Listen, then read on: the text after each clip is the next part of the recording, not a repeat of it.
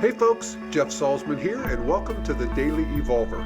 What follows is an edited version of a fireside chat with members of the Integral Life Practice community. Okay, well, thank you all for joining me for this hangout on a weekday afternoon. And it's casual, and I'm always up for a good conversation. So I'll start with just some reflections of my own as I look at culture and politics and the evolution of consciousness. And then we'll have some opportunity for you to share with each other. And then we'll come back for some discussion, Q&A. And I think that's pretty much it. So I'm going to start by saying something I think that I do all the time is I'm going to assume that everybody on this call, and indeed listening to this, if it makes it to the podcast form, has the capacity for integral consciousness, at least on a good day. And we like our integral consciousness. It feels right.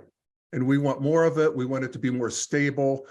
And one of the reasons that we get together in venues such as the Integral Practice Community, the Integral European Conference, and all of the seminars and workshops that Namali and I and many of you have done over the years, is that it's wonderful to create a we space with other integral thinkers.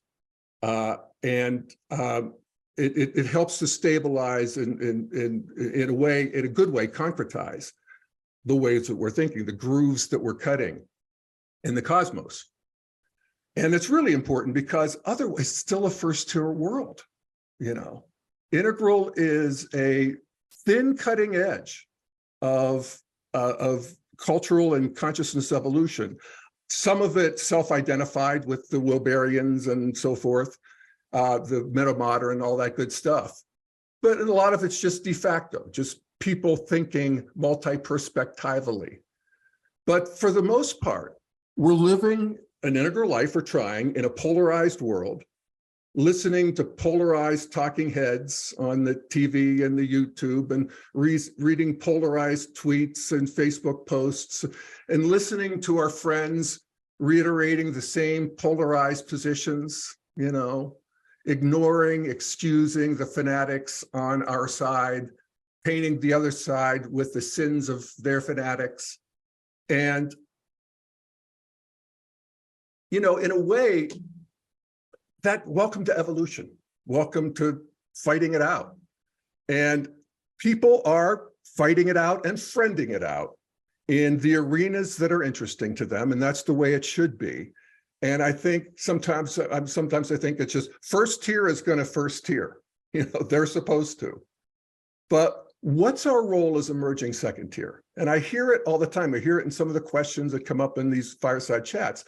How do we get people to see this? How do we bring the great intelligence and heart of the integral vision to what Ken Wilber said, a world that desperately needs it? So that's the question I want to pose today, and also take a stab at answering myself. And one of the answers I have that I talk about a good bit is that we're the universal donors, right? We're the worldview who can be friends with all other worldviews. And so that's really good. And we want to cultivate that, our receptivity, if you will, by listening to them, but not just as a thing to do, but listening to them as a function of just being really curious about everybody and really letting them in. And I sometimes wonder about the certain downside of that. It's like, I confess that I often end up believing the last person I talked to, because I believed them while they were talking. I mean, I don't know. I like the idea of being able to articulate a worldview's position as well as they do. And so that curiosity and receptivity is a very big part. But there's also an active part where we want to argue. you know. And I always think of Alan Watts' great line about at a certain level of development, the argument is, it's like he said, regarding belief in God. He said, if you believe in God, then I don't believe in God. If you don't believe in God, then I believe in God.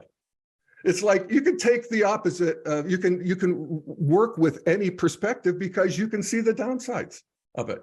And I think with certain people in certain circumstances, and I invite you to think about yourself and your civilian friends, you know, how do you work that? How do you point out stuck points, or how do you help people through stuck points? And I wanted to share one of my small victories this week, where I was watching Bill Maher with some friends. And, you know, I'm a Bill Maher fan. I think Bill Maher is, you know, he's certainly exit green, exit orange into integral. I have my critiques of him, but he's hard to peg, and that's good. And he had Elon Musk, who was another one. I did a podcast on Elon Musk where I made the case that he is a spiral wizard, and that he can function from every stage of development, including red. And so at any rate, these two guys were having an interview was kind of a big deal. So we were watching it, and they were talking about, you know, the evolution of technology and Twitter and the Gutenberg press, and how humanity is developing a nervous system. It was, you know, Elon is very evolutionary in many ways. In terms of technology, he is, in terms of the third person. And he's talking about how Starlink will, you know, you'll be able to get all the information that in the world at the tip of your fingers in the middle of the Amazon, because the Starlink's up there. And so that's all good. We're watching. And then they get to this part here. I mean, you have talked about this woke mind virus in really apocalyptic terms. Yeah. You should explain why you don't think it's hyperbole to say things like it's pushing civilization towards suicide. First of all, what is the woke mind virus? And if we don't deal with this, nothing else can get done. Tell me why you think that. Yeah, so... Okay, I hate to interrupt because, but I can't run too much YouTube or they don't like it. So his quick answer is that the woke mind virus is anti-democratic and anti-free speech. To which Bill responds, yes, it seems like it's attacking liberalism itself. So that's what they say. And then here we go into this next part. This woke mind virus, how did it start? Was it bats? Was it a escape from a lab? I mean, what is your assessment of what, because it's fairly recent. How did it start and why? The amount of indoctrination that's happening in schools and universities is, I think, far beyond what parents realize. And I sort of came to realize this somewhat late. The experience that we had in high school and college is not the experience that kids today are having, and hasn't been for, I don't know, 10 years, maybe 20 years. All right, again, I'd like to play more, and please check it out. It's on YouTube. But Elon goes on to talk about a friend of his who has two daughters in high school. And the friend was asking his daughters, do you know the presidents, the first presidents?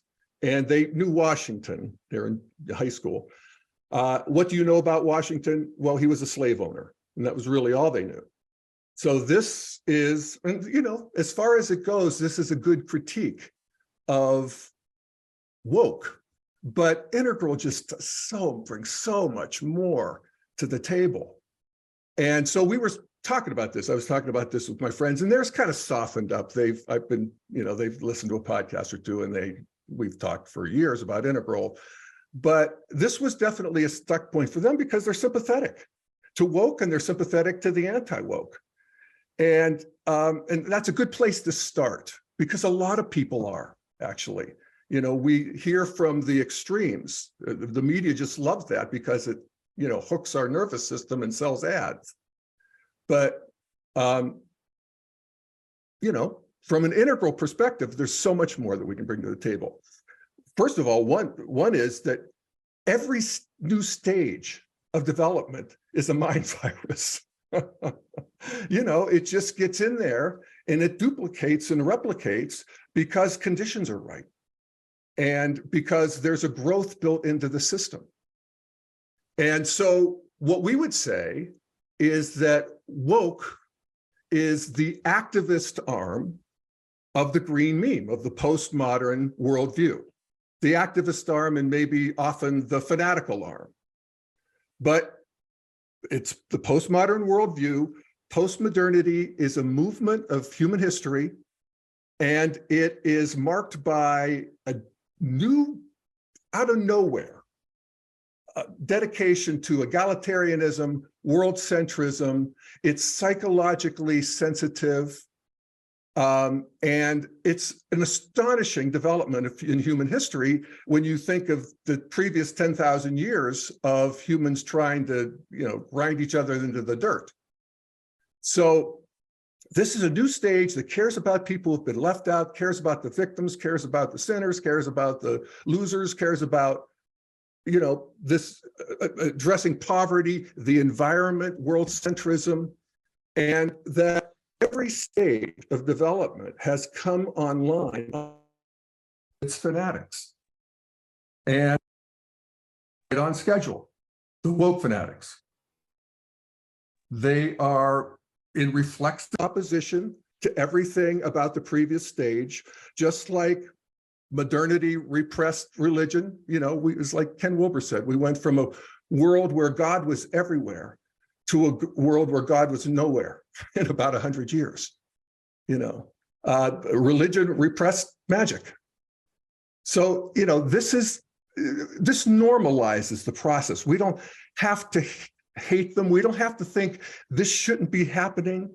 It's awful that it is. I can't stand it. Somebody needs to be blamed. But we can just not want them, the fanatics, to colonize the whole system, which is what they're devoted to doing.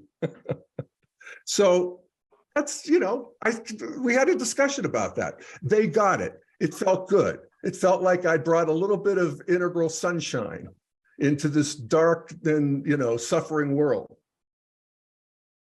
Even with fanatics, our job as integralists is to be curious about what they're saying. Some of these crazy people, conspiracy theorists, whatever you want to, ultra gender fluid, curiosity, really letting it in.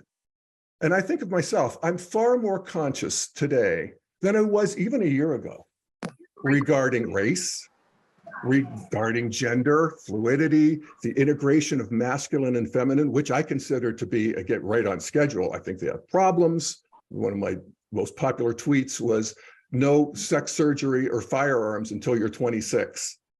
Maybe there's some things we can do there. Even the argument for equality of outcomes. The liberal argument is for the equality of opportunity. I think there's an argument for the equality of outcomes, or at least less inequality. And I'm moving. I feel myself moving on this. And the culture itself is as well. And that's interesting. So what do we actually do? I'm going to play a little bit of Elon again here, because this is a sort of a kind of a subtle point, but I think it's important. And that is to get a little more comfortable with criticism. Let people criticize. Let first tier be first tier, even with you. I think that one of the corrections of the sensitive self will be this differentiation between what you need to be sensitive to and what there's a lot of karma, historical, getting criticized was deadly in human history. That we can tease these things apart. And I think Elon shows us the way here. So I'm going to play this again here. Well, you're a likable guy. Thanks. They attack you a lot. They do. Yeah. and you seem to laugh it off, which I think is fantastic. Just that simple, that good-hearted laugh. Yes, hang on. They criticize me, ha, ha, ha. So I think that's one thing, actually. It's not insignificant. And then the second is to just and I talk about this all the time, tease apart what's good and what's bad about postmodernity, modernity, traditionalism, also read earlier stages, magic, myth, awareness without thought, all of it into a new integration. And I think like I said, I think the culture is doing that. There's one significant success story that I would point out here, and this was an editorial in the Washington Post, and not just an editorial, but written by the editorial board. This is the voice of the Washington Post, which is very liberal, very woke. I mean, their critics would consider them extremely woke. And this was printed last weekend. And the article was about pushing back. Well, here's the headline. These universities are pushing back on censorious students, finally. So the whole editorial is about pushing back against students at universities that, it's like Elon said, people don't realize how the concentration of green and the hegemony of green in academia. These universities are pushing back on censorious students. How about that word, huh? Censorious, I love it.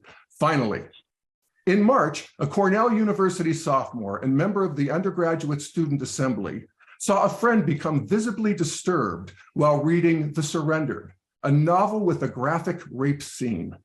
So she spearheaded a resolution that, quote, implores all instructors to provide content warnings on the syllabus for any traumatic content that may be discussed, unquote. On the surface, this story has all the trappings of a wider phenomena increasingly prevalent on American university campuses: the curtailing of academic inquiry, and sometimes even free speech, for the protection of perceived student, quote, sensitivities. And again, this sensitive self is coming online. It's a new thing. We didn't have it growing up. Our grandparents didn't have it. It's a new thing. Nevertheless, invisible boundaries. Okay, then they talk about these sensitivities creating invisible boundaries whose contours are never quite clear, but almost always couched as barriers against harm. Again, this is so good. And then they went on, they said, so what happened next after this petition is a cause for celebration. The Cornell administration immediately struck down this resolution, a welcome reminder that academic institutions have the power to defend their fundamental values and are willing to use it. Across the country, a growing number of administrations and faculties at universities, both private and public alike, are beginning to do the same, waking up to the realization that academic freedom needs to be protected and that student outrage on social media should not dictate university policy. So that's a very significant move in the last week in terms of a new, I'm always interested when, the dyed-in-the-wool progressive has a post-progressive view. And that's how I see this. And yeah, so also just a couple quick tidbits here. The Wall Street Journal and University of Chicago just did a big study of the American people, and they're credible surveyors. And the culture is moving just like I am. So there's just a couple things here. On accepting people who are transgender, 56% of respondents said our society has been about right or has not gone far enough. Okay, so that's 56%, things are good there. The anti-woke view, which is that we've gone too far, is held by 43% surveyed. Imagine that 20 years ago, 10 years ago, 15 years ago, when Obama was arguing that a marriage should be between one man and one woman. 15 years ago. On promoting equality between men and women, 86% that we're doing about right are very good. On businesses taking steps to promote racial and ethnic diversity, 70% we're doing it about right versus 28%. So there's movement in the society. And I think I want to take some credit for it. I think we get some credit for this. And so I wanted to point out my small victory this week, and I would invite you to share yours. now as we go into small groups, 4, and we'll go for about 15 minutes. So that gets everybody 3 to 4 minutes. And, how's it going for you being second tier in a first tier world? What are your challenges? Where have you had a little success? So I hope you all had a nice conversation about being second tier in a first tier world. So if you would like to share something, you can put it on the chat or raise your hand. And in the meantime, as you're sort of noodling any questions or comments you'd like to make, just raise your hand on the little Zoom thingy. I was talking about, green is fluorescing. It's coming online, and it's the next stage of human development, and it has its upsides and downsides. And one of the downsides is depression. Because there's nothing to believe in. Everything is deconstructed. The whole project of postmodernity is to criticize, because we need to rebuild the world in a more equitable and sustainable way. So hallelujah. But the downside is depression. We see it with the teenagers, we see it with their parents. And I just wanted to show some of the sort of struggle that the New York Times is undergoing with this issue, because I think people are becoming aware of it. I mean, certainly people are becoming aware of the despair in teenagers. And, it's not just, the pandemic, and there's lots of reasons, but it's basically the worldview, in my opinion.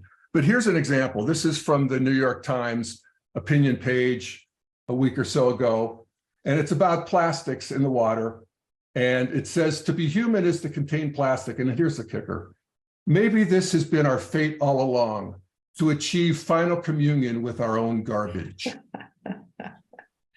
And, just that sort of nihilistic. And you hear that. I hear that in my friends. I hear that, just the sort of cynical, we divide the world. Every stage divides the world between winners and losers is orange and so forth. Green is cool and uncool. And people who are cool don't buy this. It's all hopeless. It's all a piece of shit. Humans are a cancer. But there is a pushback. And so here's David Brooks a few days later, the self-destructive effects of progressive sadness. And he talks about, get over this, stop this, especially with the kids. Seeing catastrophe everywhere decreases people's sense of agency. Right on. Betting on fusion energy shows our kids we care. That's a little positive. And then this one, to save the planet, you have to sell the beach. So sell the beach is an expression they use with the timeshares, where you got to let people know what's on the other side of this. It's not just doing a timeshare. It's not just saving the planet. It's like, we have a beautiful new world. And so there's we're struggling. We're working our way through it. So, Wheaton, what would you like to ask or share today? I just want to share very briefly something that I'm in the process of learning. And that is that when you speak from the second tier, it's very possible to embody red, blue, green. And if you're passionate about the world, as I happen to be, it's very easy when you're embodying that to speak passionately as though that's the truth. And it's very, very important to learn a vocabulary that doesn't inflame the opposing point of view. Like, guns are all bad. Well, that's going to create a lot of pushback. Guns are killing children. That's true. Can we talk about it? It's a matter of how we say it, and that passionate, absolute is just it's easy to embody, but it's not a good way to be, and it's part of my learning right now. Just want to share. Don't need more. Right on, Wheaton. I totally agree. And I love the part about passion, because that's the upside of red. It's just, you're alive. I'm here. It's the ecocentric point of view. I have this to say. And the upside of that, even, that is often overlooked is playfulness. Red's playful at its best. And I think that having a light heart in these discussions with people as we, bring this vision to the world is, people find that kind of irresistible. Okay, anybody else? Well, were you going to mention that fucker Carlson guy? I did a podcast on him that we just released yesterday. Oh, I thought that was today. Okay, I have to go back and listen to that. Okay. No, I could see where you think that we were going to talk about Tucker Carlson today because it's both in the same email. But this is fine. I'm not complaining. Believe I just thought, oh, did I miss something? Okay, so yes, I did. Thank you. I will say, every week's a new adventure, and I notice even in the week since I recorded that there's a sort of a mini Tucker boom among progressives. Particularly the progressives, because it's like my one friend, he's this lefty, and he's an old anti-Vietnam lefty. And, he followed Glenn Greenwald and those guys over to Tucker Carlson with Matt Taibbi and that group. And Elon was on Tucker Carlson and bemoaned the fact that he was the most effective progressive voice. I mean, not progressive, but populist voice in the media. And he's gone now, or we'll see if he's gone. It's like I said in the podcast, Tucker Carlson is religious and apparently sincerely so in that way of traditionalists and even Red, where God is your superhero. It's sort of your egotistic God. But he may very well see this as an opportunity to do what nobody else could do in the Republican Party, and that is to go up against Trump in the primaries. I don't know if he will, but he could. Because first of all, he's on record as loathing Trump. He called him a demonic force in all these tweets and stuff. So it's not like it's a secret. And secondly, he can just say what everybody knows, which is that even if you liked Trump's policies, I mean, I don't know if Biden or Trump would have been better on Ukraine, but I do know that if it had been Trump, we'd have less killing. I still think I'm with Biden on that, but I don't know. My opinions are far more fluid than they used to be. So the only problem with Trump is that, it's like I talk about Elon Musk has a red streak. We all have a red streak. And if we're smart, we cultivate that and bring it out appropriately. But Trump has a red heart. Yes. And so, starting with birtherism, just completely fabricated bad faith. I've got investigators in Indonesia. I've got investigators in Hawaii. This is the deal. He's not born here. Obama. Or the insurrection, where he sits in his ass and watches these people crawl over the Capitol building with guns. I mean, astonishing. So completely disqualified from leadership. He could say that and still bring an intelligent populist voice to the party. And so I talk about that. So that's a little of the preview of the Tucker. Corey's hand is up. Who else? Yeah, Jeff, you briefly showed the headline from the New York Times, but I thought I would quickly read a couple paragraphs in that article because I found it really insightful and actually really, really hopeful. And I think speaks directly to some of the things you were talking about earlier. Please. So David Brooks says, I say that liberal sadness was maladaptive because the mindset didn't increase people's sense of agency. It decreased it. Trying to pass legislation grounds your thought in reality and can lead to real change. But when you treat politics as an emotional display, you end up making yourself and everyone else feel afflicted and powerless. Here's the line I really liked. I share the widespread sense that the woke era is winding down. Hallelujah, brother. Things are calming down. I hope that people are coming to the same corny conclusion that I have. If you want healthy politics, Encourage people to have confidence in their ability to make a difference. Don't undermine that confidence. I Hallelujah. love that. I absolutely love that. Yeah, me too. Yeah, and it's not like woke is gone to die. Woke's online now. We can see it in that Wall Street Journal poll. And it's one of the things that Ken would talk about, or maybe Don Beck, but it's a horizontal evolution, that all of these stages, the postmodern, modern, and traditional particularly, these are the three big worldviews online. They're also becoming more sophisticated within their own confines. So woke still gets to do its work and has plenty to do, but it doesn't get to colonize the system. Modernity still has work to do. I mean, what are we learning with these telescopes and all of this stuff that we're learning, and artificial intelligence now, and oh my God, what modernity still has to do. And then traditionalism too, the new traditionalism that you see on Twitter, these back to the farm kind of people, they're great. People who are trying to resurrect a spiritual life and a family life, not to go back to the 50s or 20s, but to bring it all forward into a new integration. That's the game. Yeah. And it's happening.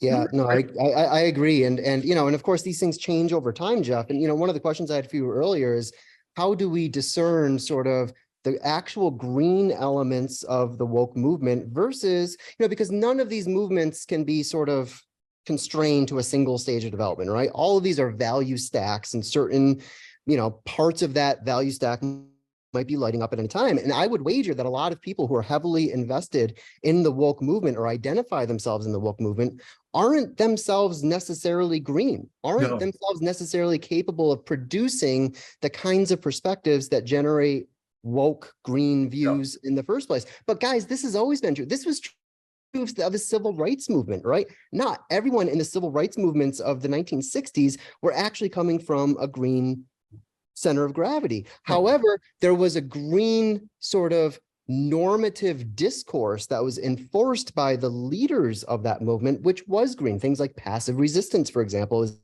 the green strategy that is now organizing the red people in the movement, the amber people in the movement, the orange people in the movement. And now, retrospectively, we consider that a green movement, even though I would wager 85% of the people who showed up for that movement weren't themselves necessarily green. Absolutely. Using green as, as red uses green as, as a weapon. That's right. Absolutely. And this is where lines and levels of development help, that we have, we can have a cognitive understanding of egalitarianism and so forth. But if our hearts are still in that, victim mode or good and evil mode, then we're going to address it from that stage of development, or even the modern mode, right? Which is teasing apart. So anyway, thanks, Corey. Andrew, let's hear from you. Oh, hey, everyone. I was just going to share that from, my subjective point of view, I believe that woke is on the ascendancy, actually. I'm going to take a counterpoint of view. I don't believe enough of the fat of the population has come through in any way, shape or form green yet. And I think we've got to remember that for a lot of people, their leading edge might be at early stage green, but the fat of the land in terms of their development is still, orange green. And I think we've got a long way to go on woke. I kind of think about, like it's almost like the eye of the storm. We've had a few years of early wokeism, and I think it's going to evolve into a more dangerous wokeism, if I'm perfectly honest. In Australia, we have constitutional reform on the agenda at the moment, where Aboriginals will get a voice that none of us Anglo-Saxons or the invading colonists will get. And so that's just a marker of where we're at. We've actually got so much societal distortion going on at the moment. I see more anger than ever, to be honest. So I don't know. I think wokeism's just going to go through another phase, and it's going to get stronger. Mm-hmm. And then on the other side of that, I sort of ask myself, who cares? Because there's a lot of idiot compassion floating around. And it's not seen by the majority of the population that are in green, and you can't see it until you get to late stage teal. And so, you know, I kind of sit there and I go, what does it really matter if we're deconstructing our identity? Because it was a construction in the first place. And what positives might come of, you know, completely deconstructing that? I think we could have some very positive outcomes. People might realize who they really are. Yeah. It's got nothing to do with whether you've got a penis and a vagina. Yeah. Zero. Yeah. Zero. Well said. Yeah. Well said. And I agree. I think that woke is plenty more to do. I mean, our society isn't egalitarian yet. We're not sustainable yet. You know, those two biggies right there, plus the therapeutic culture and so forth. The question is, can we navigate that against people who want to completely deconstruct, you know, the good of modernity and traditionalism? And I think there is some tide turning there. Perhaps it's the eye of the hurricane, probably is. But yeah, but then there's the promised land on the other side. So I would just offer one last thing. I know I've been reading a lot of Lao Tzu lately, Jeff and crew. And I just wonder whether we just relax and just let nature take its course. And, you know, I love this group. I really do. Sometimes I think we feel like we've got more control or influence than we actually have. And when we step back, nature dominates everything. Yeah. And so, you know, what if we were just to stand aside and allow this to happen? What might be? Yeah. Yeah. Let non-doing do its thing. I love that. Michael. Hello, thank you. This is a personal share from something that you triggered, Jeff. I can't remember exactly what you said, but a couple of people ago, which is, it's a marker of my own growth in the last couple of years. And it's something about, like, you know, being at an integral stage. I really came on to the fact that my son-in-law is blue-orange. And my daughter is, you know, pretty high green, I would say. And there's something that I think a couple years ago I would have thought, well, that's just not right. That's, you know, she's not doing well in it, you know, or whatever, you know, judging it on a certain elitism. And now I'm like, I really appreciate, I mean, he's got he does it pretty healthily. He's not, you know, if he was a conspiracy theorist, I'd, you know, go kill him. But you know, with my daughter, but he's not. He's a very, you know, a beautiful farm guy. He's a farmer, grew up on a farm in North Dakota. You know, he has really deep values that way, where, you know, just how you transact things. And he wants to be successful. He's got plenty of orange, wants to provide for his family. It's a beautiful, you know, I can really appreciate that level, especially without the distortion of all the conspiracy theories where you sort of, I can't see it, right? No. That's why I also like anti-Trump Republicans are really good people. Yeah. You know, they're really, you know, they move something deep. It's always interesting to see the true believers break ranks. Yes. With the true beliefs. That always captures my attention. But yeah, no, you're right. Absolutely. We want to, everybody's got, you know, their thing to offer, actually. And if we turn critical to curious, it changes the whole ball. Right. You know? Yes. Yes. So, yeah. Well, anybody else? Hi, yes.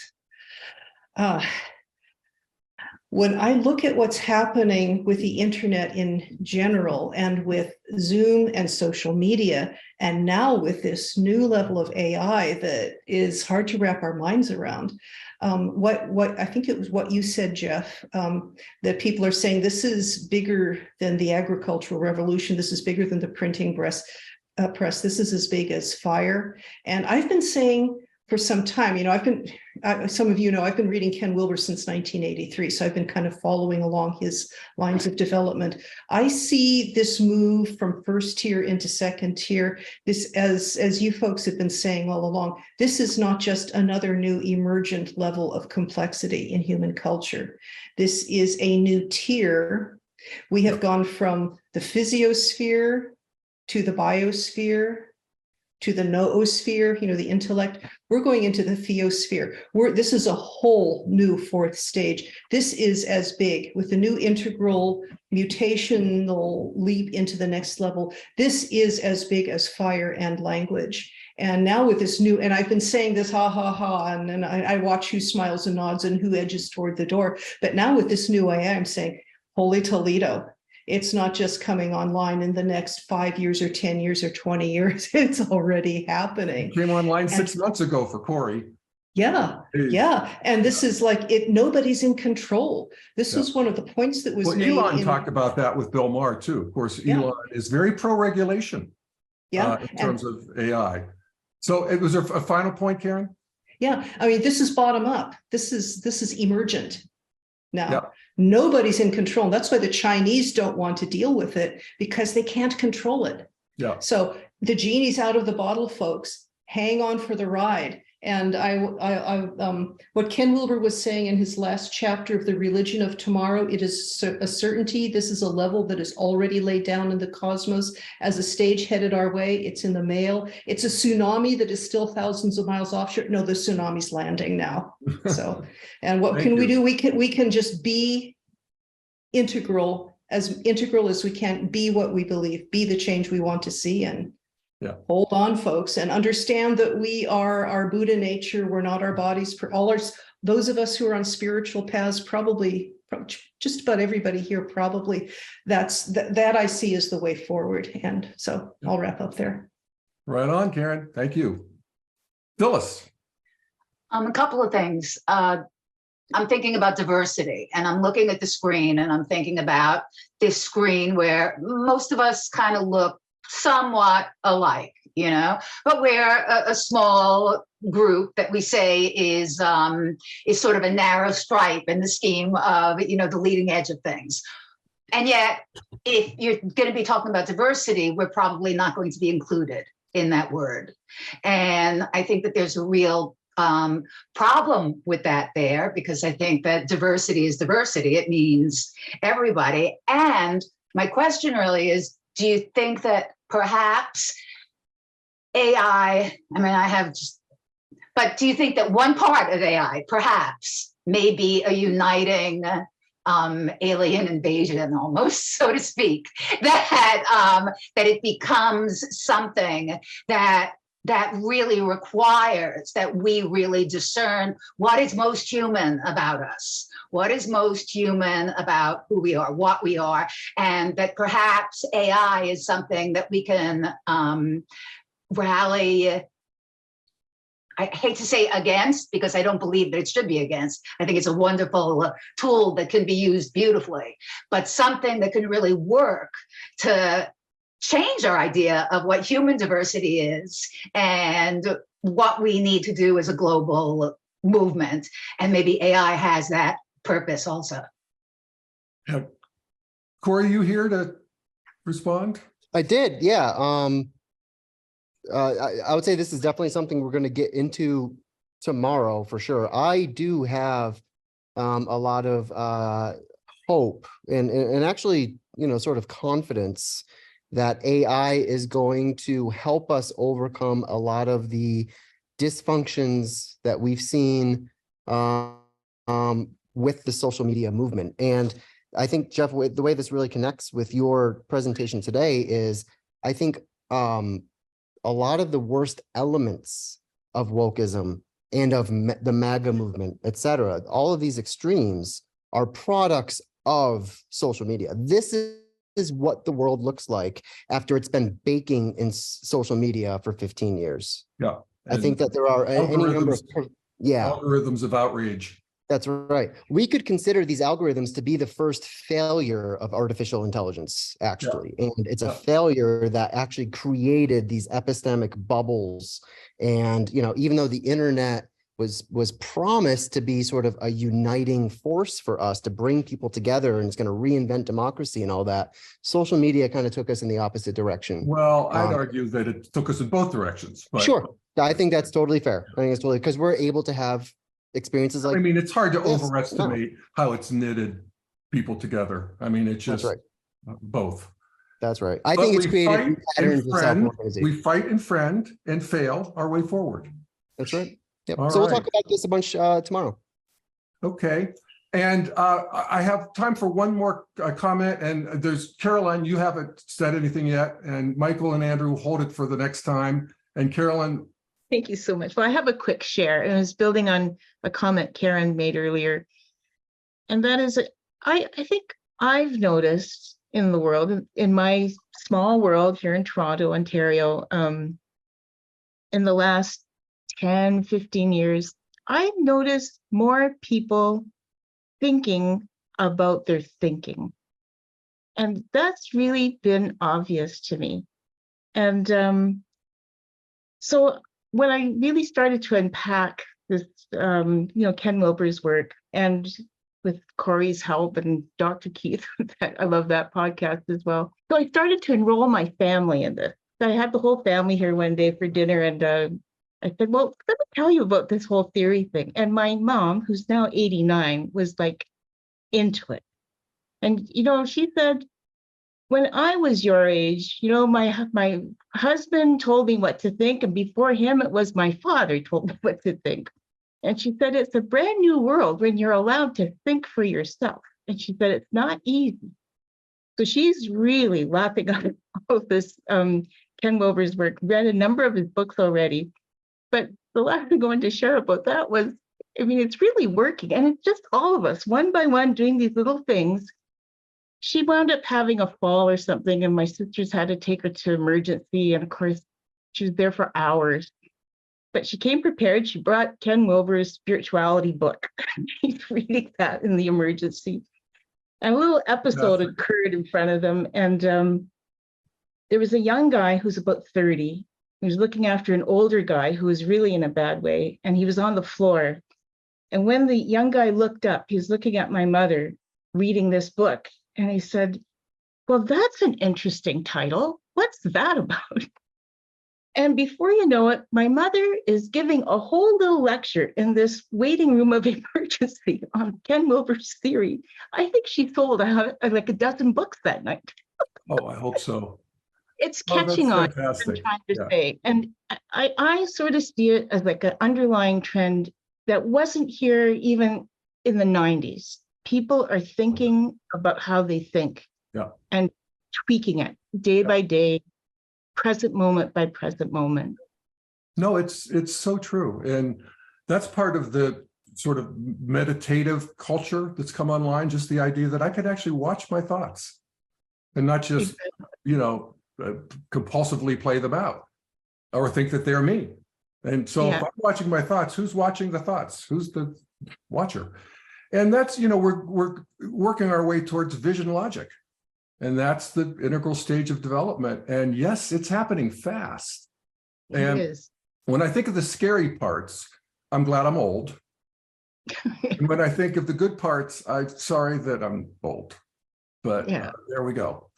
Anyway, thank you all, folks. It's really fun to just hang with you on a Wednesday afternoon. And I'll be back on June 7th. And we'll see you then. Thanks, folks. Bye. Thank you. Everybody. Bye. Great discussion. Thank you. Thank you. Yeah. Have a great evening. Enjoyed it very much. I'll see you tomorrow, Corey. Thanks so much. Great conversation. Really great. Thank you Oh, so much. thank you. It's All been a long time, Jeff, and it was totally worth it. Thank you so much. Oh, thank you. Warms my heart. See you next time. Bye.